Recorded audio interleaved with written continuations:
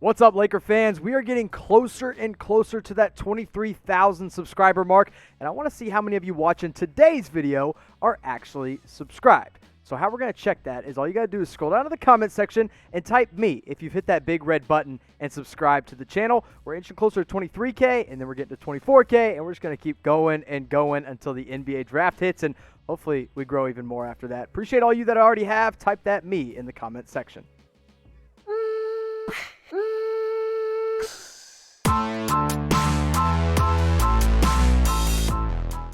Now, we got a few pieces of news and a few pieces of rumors as well for the Los Angeles Lakers today, and the offseason is fully upon us at this point as we're under a month away from the NBA draft, and free agency seems to be getting closer than we ever thought as well. And one of the key free agents for the Los Angeles Lakers this year is Rajon, a.k.a. Playoff Rondo. And the Los Angeles Clippers are the first team that have emerged that have said, hey, we are eyeing Rondo in free agency. I remember, without Avery Bradley inside the NBA bubble, Rajon Rondo took over a huge role as a starter at times, but mainly coming off the bench and really helping this team out. Now, he was up and down all season long. In the playoffs is when he really proved his worth, but during the regular season, it wasn't smooth sailing for Rajon Rondo. At 7 points per game, 3 boards and 5 assists, not shooting the ball super well, although when it came to playoff time, he was shooting the ball over 35% on a consistent basis. And then, of course, you see what the Clippers have at the guard rotation, and it's a little bit rougher on that side of Los Angeles. Patrick Beverley's the starting point guard, and he's really the only true point guard under contract going into next season with a guy like Reggie Jackson hitting the open market. Lou Williams, of course, coming off the bench, is averaging 18 points per game, but you don't want him as your primary backup point guard as he's more of a two-guard. Same with Landry Shamet, a great shooter, not a good ball handler. And then you got Rodney McGruder, who's a pretty good defender, but definitely not a point guard in that system. So with the Los Angeles Clippers being in win-now mode and Rajon Rondo being the definition of a win-now player off the bench, I think he could really help that team. And if the Clippers lure him away, the thing is for the Lakers, you don't have a lot of money to spend in free agency. The Clippers, on the other hand, could have a good little chunk of money to spend assuming they let Montrezl Harrell walk. And here's why I think Laker fans shouldn't freak out too much if they do lose Rondo, because Avery Bradley has reportedly basically agreed at this point to opt back into his contract. He had the $5 million option. Nobody was really sure what he was going to do with it, and then he opts out of the bubble, but now it looks like he's going to stay with the Lakers, which is super important because he started every game except for 5 that he played in this past season. I would be more excited about getting Avery Bradley back than being sad about Rajon Rondo leaving, because the good thing about Rondo, or the good thing about Avery Bradley, is that he covers a lot of bases that Rondo already does. He's a good defender. He's a smart floor general. He's a better overall shooter than Rajon Rondo. And then you also have a guy like Alex Caruso coming off the bench behind him. But Rondo's not the only Laker free agent this offseason. They have some other key ones as well. Which one would you most like to keep? If you could only choose one of these 4, and odds are they keep probably 2 or 3 of these, let me know in the comment section. Type RR for Rajon Rondo, KCP for Caldwell Pope, DH for Dwight Howard, or type your MM if you want to keep Markieff Morris the most this offseason. The latest rumor going around is that DeMar DeRozan does not like San Antonio. He wants out. He's tired of playing for Greg Popovich. This is all coming from some anonymous agent, a.k.a. DeMar DeRozan's agent. And here's an interesting little fact.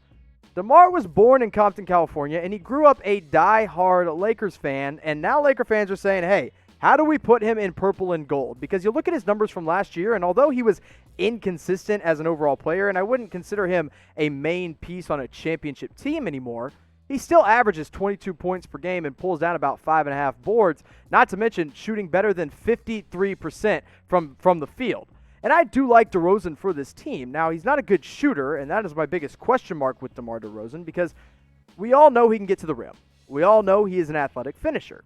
But in today's NBA, DeMar DeRozan doesn't really fit that kind of mold because he can't shoot from 3. The problem with the Lakers is inside their starting 5, they have LeBron James, Anthony Davis, sometimes Danny Green, sometimes KCP, and then probably Avery Bradley. If you put DeMar DeRozan in there, you probably have to take out a guy like KCP or Danny Green, and that takes away one of your best three-point shooters. And without three-point shooters around DeMar DeRozan, he cannot be successful.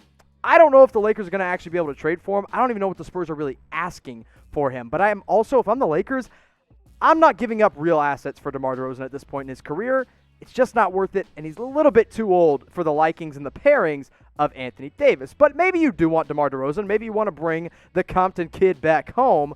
What would you offer the San Antonio Spurs? I think you at least have to offer up Kyle Kuzma. To make the money work, you probably got to get Danny Green in there. And at that point, I don't know how interested the Spurs actually are. But do your best. Play GM, play owner. Let me know. Give me your best trade offer for DeMar DeRozan in the comment section.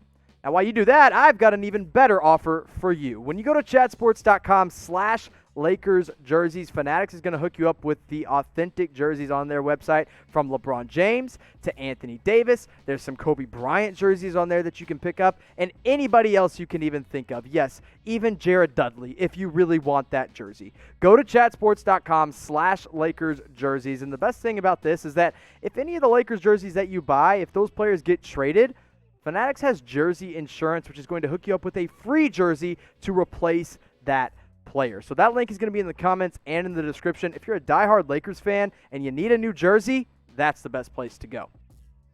Now let's talk about Isaiah Stewart out of Washington. This is a kid that has been mocked to the Los Angeles Lakers in multiple mock drafts, and most recently in an NBC Sports mock draft. This dude is strong in the post. He has a great back-to-the-basket game, and for a guy that's built really strong, he also has a great wingspan as well. The only problem I have with Isaiah Stewart is that he is not a great shooter right now, which brings into question how he fits into today's NBA.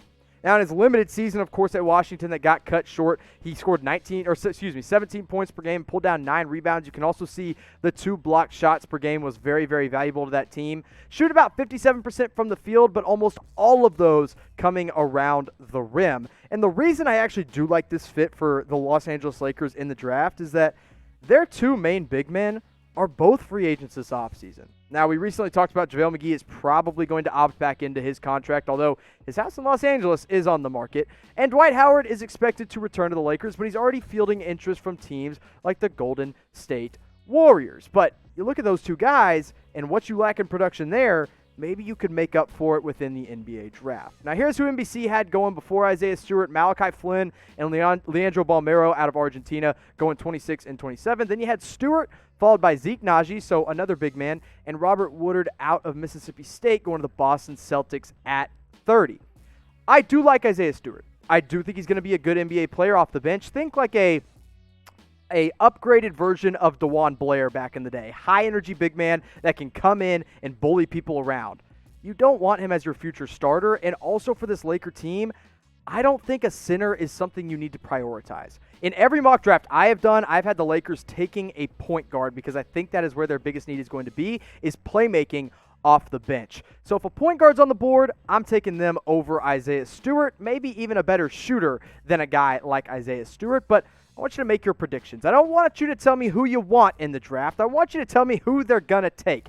Be bold and make your predictions in the comment section. Lakers have 1 pick at 28. Who are they going to take this year? Let me know.